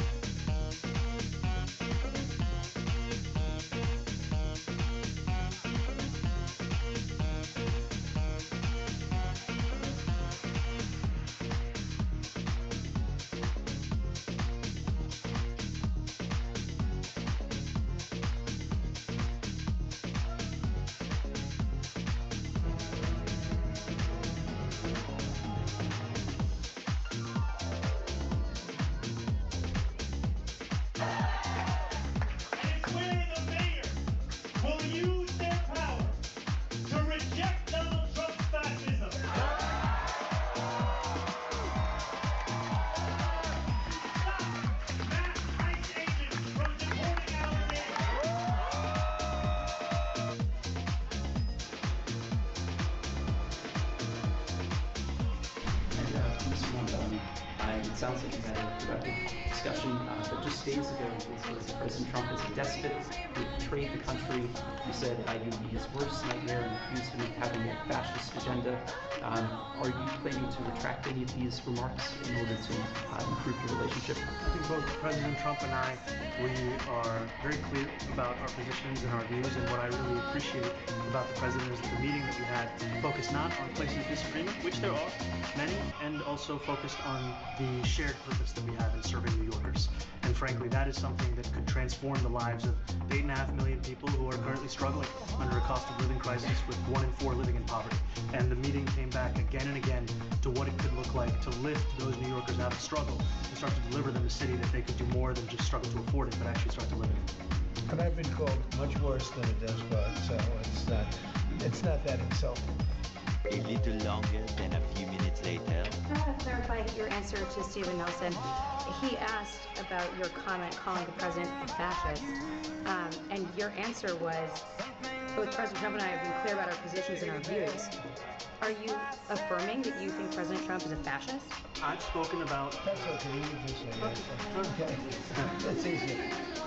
It's easier than explaining it, I don't mind. I wanted to ask... So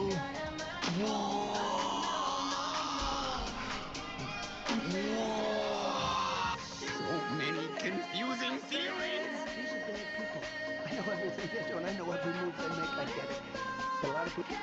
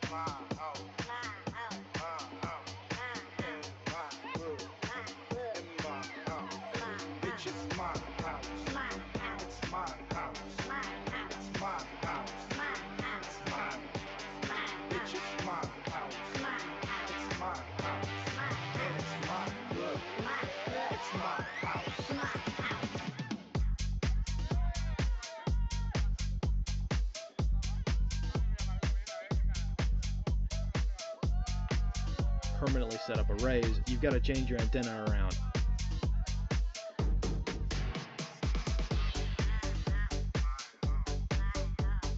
Hello again, everyone. Welcome back to the Underground.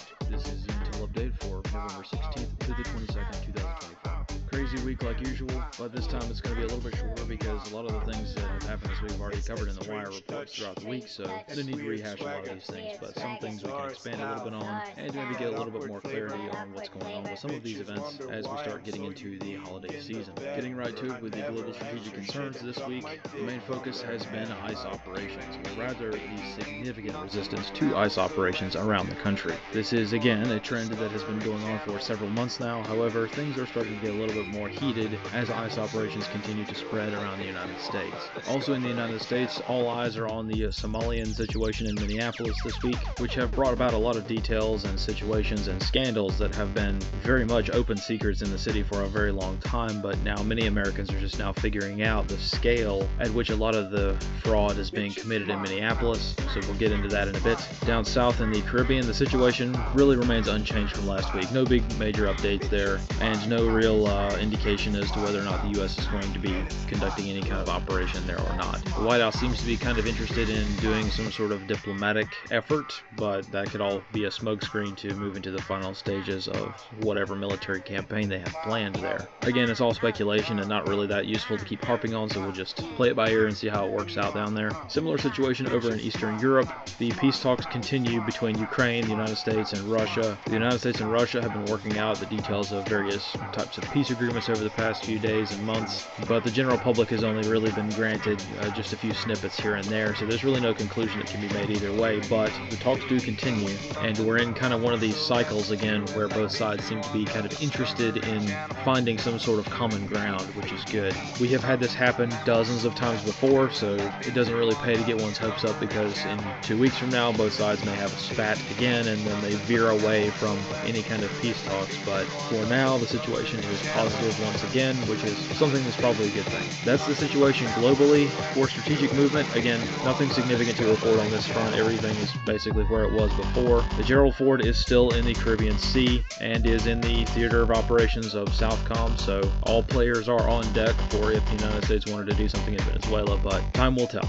Moving to kinetic events for the United States this week, it has been quite busy, unfortunately. I am once again in the perpetual battle of trying to keep my maps updated with all of the events that are a little bit more significant than the average street crime, but throughout the United States, violent crimes continue as before. A lot of the very brutal events this week have come from public transit, as one might expect. The two high-profile attacks that I've focused on this week are the immolation attack that occurred on the Blue Line train in Chicago, and also the subway stabbings, where random people have just been stabbed in the face in New York City on the subway system there. So in the United States, it's become quite clear over the past few years that from a risk management perspective, public transit are death traps, so not everybody can avoid public transit. Some people have to use it for their job or just to get around because they don't have a vehicle or something like that, but never relax, that's for sure. Especially as we start getting into the big travel seasons where people are going to be moving around a lot, there's a lot more incentive to commit random acts of violence and just general street crimes, muggings, and things like that. So something to be aware of as we move forward into the winter months.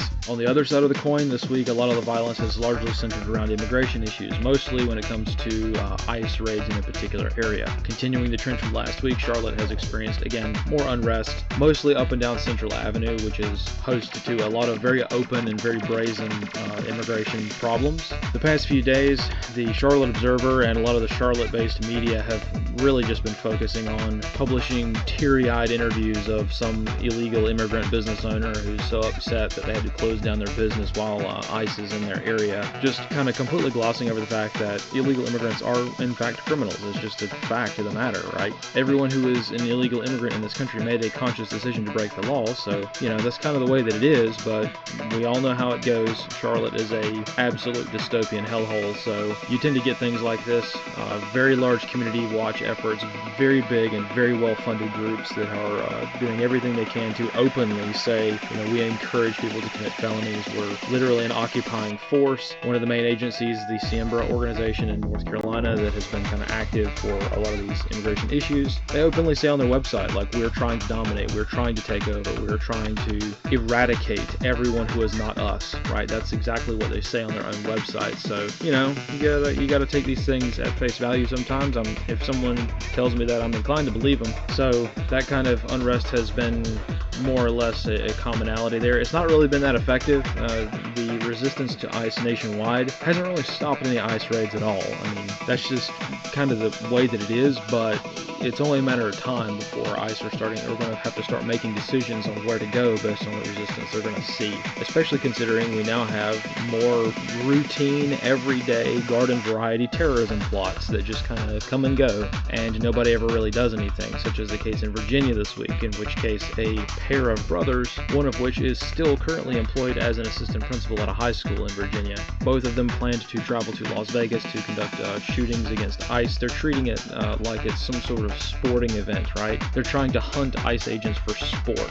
That's the kind of way these people think nowadays. As disturbing as that is, they just talk about it like they're discussing the weather, which is exactly how they got caught. So like I wrote in The Wire, the way that these guys got rolled up was probably the dumbest possible way ever. The story that has been told by the authorities, at least, is that an off-duty cop was eating dinner next to these guys at the next table over from them at a restaurant in Virginia Beach, and he overheard them talking about their planned killing spree of ICE agents just kind of out in the open during dinner. And, you know, one thing led to another, investigation continued on, and they kind of confessed to it, right? So for those who think, well, that sounds a little sketchy, maybe the cop's lying, you know, that's a very good possibility. I'm sure it'll come out in court. I'm sure that a very close examination of their digital devices will show that they had planned to commit these sorts of crimes, because at least one of them had already purchased a plane ticket. They both had purchased firearms and selected rounds that they thought were best for penetrating body armor. I mean, they're kind of stupid, but, you know, still quite serious. So there's all that. But this is one of those things to just kind of be aware of. And to be honest, none of this is really that surprising. I lived in Virginia Beach for about a year or so, several years ago, and I can tell you that if you were to sit down and, you know, eat a meal at any restaurant in Virginia Beach, the chances of you hearing someone planning and plotting a violent crime, especially from a more liberal perspective, is extremely high.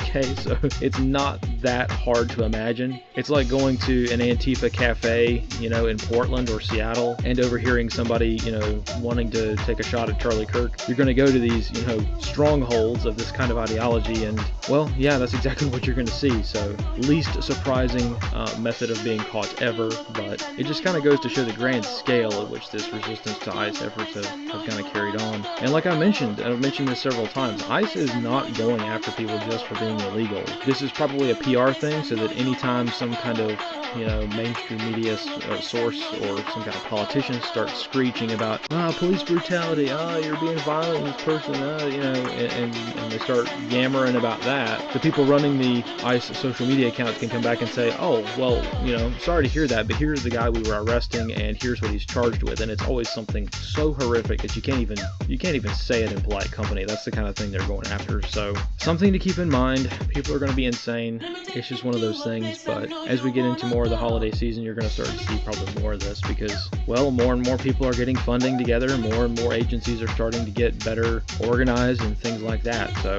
as time goes on, resistance will increase. It won't decrease. It will increase, and they'll get a lot better at trying to protect violent criminals in various cities around the U.S. So that's it for the nationwide kind of overview this week. Let's move down into the regions for a closer look at some issues this week.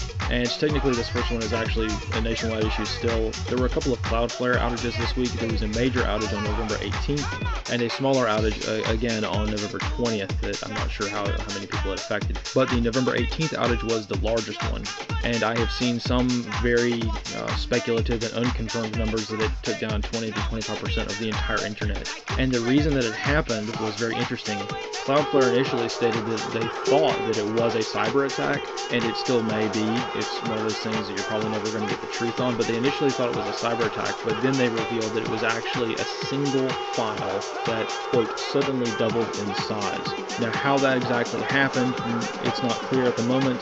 I'm sure we'll find out something later on, but that's the story they're going with. One single file was changed, and it took down 20% of the internet. So for the non-tech nerds out there, yes, indeed, our public internet infrastructure is being held together by some duct tape and string. And yes, changing a single file will in fact break a good chunk of the internet. So once again, this may end up being the result of malign action. It could be the result of incompetence. My guess is you're probably not going to find out either way. If it was malign action, you're probably not going to find out. They're not going to tell you the truth because, well, they don't want to look bad. They don't want to give the hackers or the malign actors any kind of credence, right? So they're just going to kind of conceal that a little bit. But also if it was incompetence, right, from their data centers in Mumbai or something, you know, they're not going to want to talk about that for various reasons. But nobody wants to look bad. Nobody wants to talk about how vulnerable their systems are. Even though Cloudflare is a major company, they're still not going to want to be honest with their stakeholders. So something to be aware of. Look, you know, the internet is breaking on a weekly basis at this point, so having alternative communications plans is becoming a little bit more important with each passing day. But that's it for the tech stuff this week. Moving to North Carolina for a moment. Like I said, the resistance to ICE operations in Charlotte is pretty high, but the ICE operations operation in Charlotte is actually not that large. They've only arrested a couple hundred people, which is just peanuts compared to the number of people they could be arresting, right? Mecklenburg PD is, of course, not doing anything. They've been given the order to stand down, so ICE agents don't have local police protection because the cops want harm to come to them in their city. So same story as always, same story all the places where these ICE agents are going. That's just the way that it is. So risks are pretty high, and one of the more dangerous things with these ICE raids to consider for the average person, right? Even if you're not really concerned about some of the more high-level nationwide issues, these ICE raids are doing a couple of things.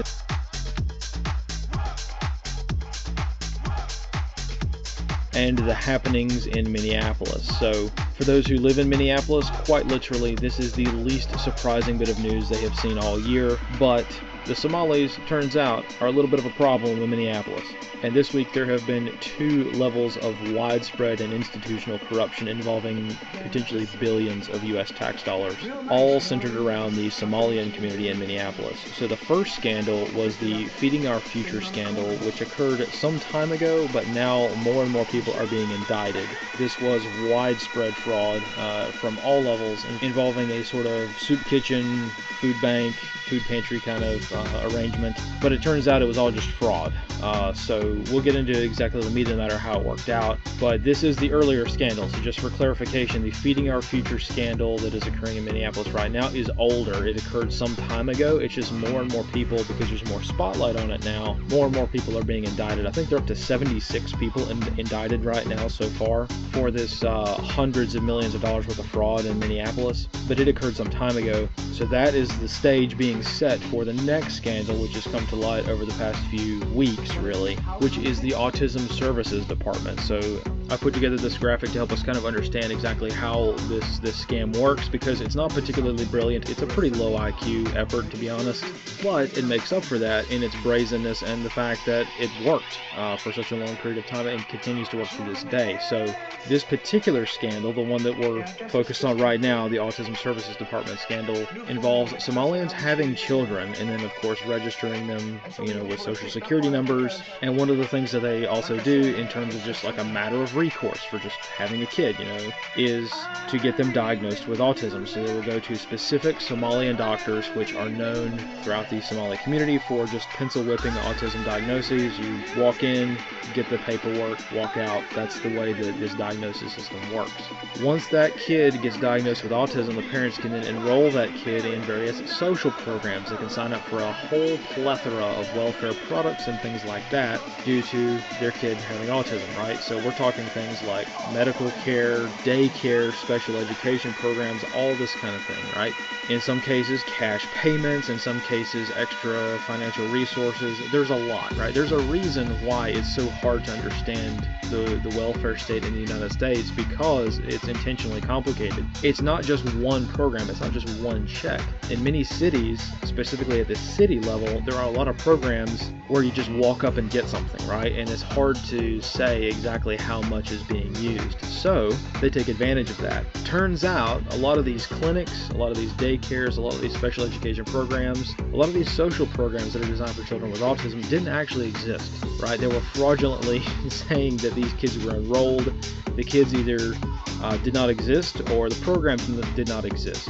And you might be thinking, well, how in the Sam Hill can they get away with this fraud for so long? Because surely there are auditing programs at each level, right? And you're absolutely correct. There are audits of government programs, especially when it comes to things like, welfare stuff. However, it turns out that a lot of the people conducting the welfare audits were Somalian, okay, and in on it, right? So that's kind of how it works. You find out that, okay, this learning academy, ABC or whatever, is located on the corner of this street and that street, and then, the auditor drives by and finds out that's actually a liquor store. There's nothing here, there's no daycare here, there's no clinic here. But on paper, it's there, and in the Senate and in the House in Minnesota, they're allocating funding for it, and the place doesn't actually exist, or it's an empty lot, there's a mailing address, but it doesn't go to anywhere. That's the level of fraud that was happening. It started as more lower level stuff, like people getting fake diagnoses for their kids and then enrolling them in programs they didn't need, and then that money was getting kicked back to various levels of the community, right? But now it's expanded to just be straight up blanket fraud, right? It's sort of like the PPP scandal from the COVID era, if you want to think of it in those terms. And kind of like how you can go to that website and search for the names of the businesses that got small business loans, and the business name, like the no kidding business name, is something like Give Me a Hellcat LLC or something like that. And it's like, oh my gosh, this fraud is just so blatant and so open. So that's kind of the general overview of how this works. It's just straight up fraud, and it's really, really bad fraud too. Like, it's just not very well concealed at all, because it doesn't need to be, because everyone involved, from the community leaders to the politicians to even the governor, right? Nobody can touch this issue, because if they point out Somali crime, they lose the Somali vote, and if they lose the Somali vote, they lose the state's vote. That's just the way that it is. One of the reasons why immigration is such a bigger concern on an economic front is due to two words: remittance payments. So one of the things that happens is everybody along this process gets a cut. The doctor gets a cut, the parents get a cut, all these social workers get a cut, the social programs get a cut from all this money that just appeared in bank accounts, right? They're linking their actual personal bank accounts to, like, federal and state aid, right? So it's not like they're trying to hide, right? But one of the things they do is they immediately send that money back home to Somalia. And here is where the nationwide importance comes in. It's a lot. The numbers are saying that it's possibly $1.7 billion. Somalia is technically a failed state, so they're not a nation state, but you can think about it like this. The Somalian population in one American city, Minneapolis, is sending more money back to that country than is earned in that country alone. So that's kind of a big deal, right? And one of the reasons that people have kind of focused on this is because of what's going on in Somalia. Somalia, again, is not a nation state. They are a failed state. And it turns out warlords kind of run the country. So how are they getting this money back to Somalia? Because it's not like you can just deposit money into a bank account and it just appear there. I mean, I guess that you could do that, but what are they doing mostly? Hawala. They're doing the Hawala network. I have a whole video on the Hawala network system if you want to check that out from a while ago, but the short version is that it's a complicated way of sending money from one place to another without governments knowing and without taxes being taken out. The exception, of course, is that there are Hawala brokerage fees. So think of it like Western Union, but for the Muslim population of the world.